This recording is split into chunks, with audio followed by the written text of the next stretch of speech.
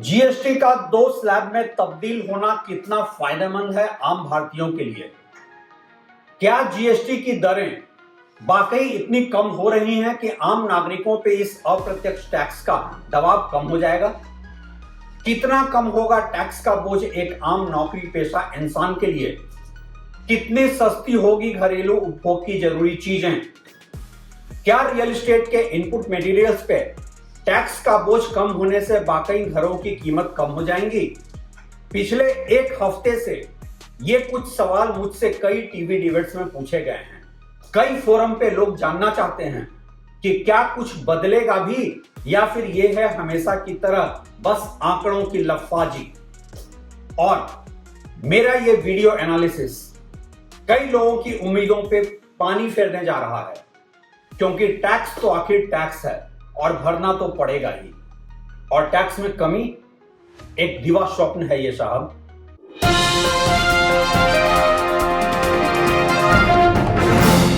नमस्कार, आप देख रहे हैं ट्रैक टू रियलिटी और मेरा नाम है रवि सिन्हा। जब से प्रधानमंत्री नरेंद्र मोदी ने यह घोषणा की कि जीएसटी रिफॉर्म्स के तहत 5 से 28% के स्लैब के बदले अब सिर्फ 2 ही स्लैब 5% और 18% रहेंगे, तब से सारे ही मीडिया डिबेट में यह चर्चा आम है कि क्या वाकई एक एवरेज इंडियंस के लिए इससे फर्क पड़ेगा? कितना फर्क पड़ेगा जीएसटी के 2 स्लैब रेट से? और जब 12% जीएसटी स्लैब घटकर 5% हो जाएगा, कई फोरम पे घर खरीदारों ने भी मुझसे पूछा कि जब सीमेंट, स्टील जैसे 28% जीएसटी स्लैब वाले आइटम, जो कि रियल एस्टेट का एक मेजर कॉस्ट होते हैं, वो घटकर 18% हो जाएंगे, तो इससे घर की कीमत में कितने का फर्क पड़ेगा? सबसे पहले तो मैं एक बात स्पष्ट कर दूं कि कोई भी सरकार, और मैं सिर्फ वर्तमान नरेंद्र मोदी की सरकार की ही बात नहीं कर रहा हूं, सरकार कोई भी हो, आमतौर पर टैक्स राहत नहीं देती है। आप जिसे टैक्स राहत समझते हैं वो अक्सर ही फाइनेंशियल आंकड़ों की ऐसी लफाजी होती है कि जनता भी खुश रहे और ना पड़े सरकार के टैक्स कलेक्शन पे भी कोई असर। मसलन कि जब इनकम टैक्स स्लैब में भी 12 लाख तक टैक्स छूट मिली, तो सरकार के ओवरऑल टैक्स कलेक्शन पे कोई फर्क नहीं ही पड़ा। कुछ तो यह लोकतंत्र में वोट बैंक की मजबूरी होती है और कुछ जनता के फाइनेंशियल लिटरेसी की कमी कि शायद ऐसे रियलिटी चेक बीच बीच में होते ही रहते हैं। खैर छोड़ो, सच तो यह है इस जीएसटी में स्लैब चेंज का कोई ज्यादा मतलब है नहीं, और ना ही इससे सरकार के टैक्स कलेक्शन पे पड़ने वाला है कोई फर्क। समझाता हूं कैसे। क्या आप जानते हैं कि भारत सरकार के कुल जीएसटी कलेक्शन का 75% रेवेन्यू तो सिर्फ 18% जीएसटी स्लैब से ही होता है? यहां यह बताना बहुत जरूरी है कि यह कोई मेरा आंकलन नहीं है। संसद में वित्त राज्य मंत्री द्वारा दी गई जानकारी के अनुसार जीएसटी कलेक्शन का 75% तक रेवेन्यू 18% के स्लैब से आता है। 12% के स्लैब से कोई 5-6% रेवेन्यू आता है और 5% के स्लैब से लगभग 6 से 8% का रेवेन्यू कलेक्ट होता है। यहां यह ध्यान देने वाली बात है कि असल मुद्दा है कि 28% के जीएसटी के हाईएस्ट स्लैब को खत्म किया जा रहा है और उसे 18% के स्लैब में डाला जाएगा।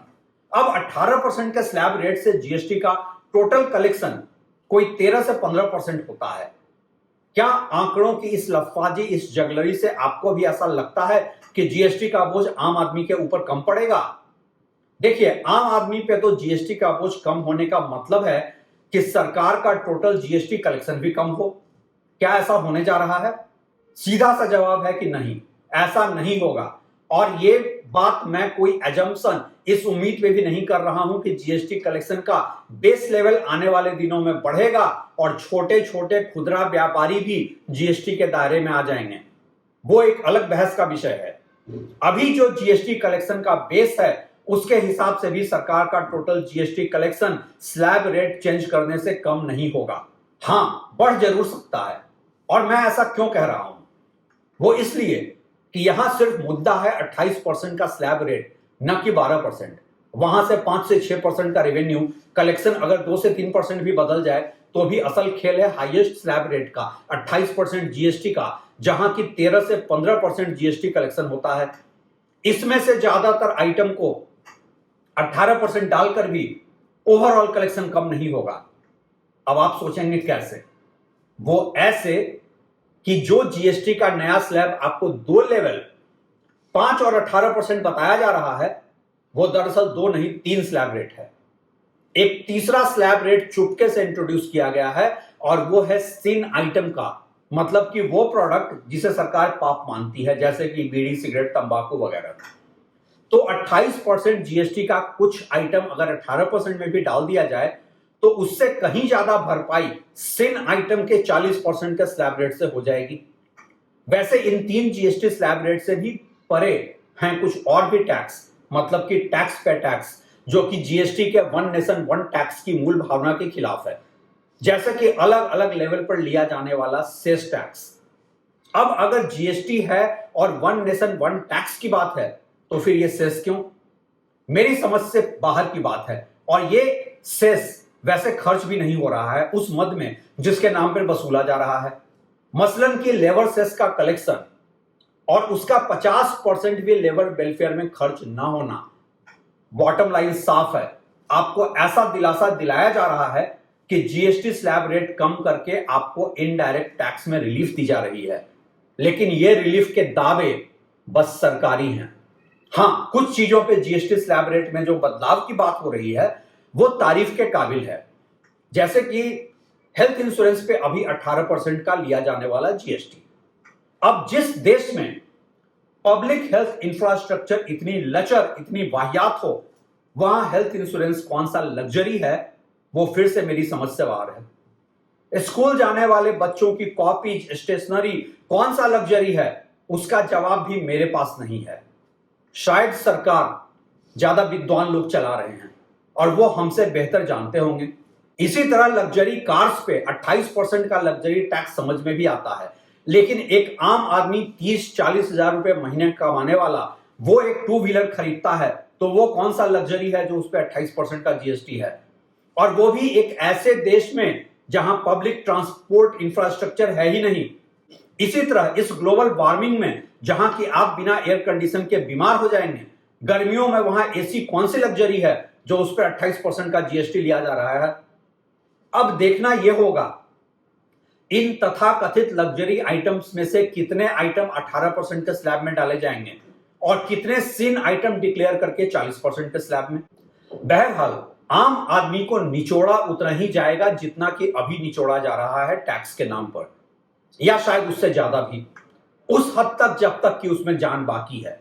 अब दूसरा सवाल जो मुझसे कई लोगों ने मेल करके पूछा है कि रियल एस्टेट के हाई जीएसटी आइटम्स जैसे कि सीमेंट, स्टील, इलेक्ट्रिकल फिटिंग्स के 28% स्लैब से 12% में डालने से क्या घरों की कीमत कम होगी?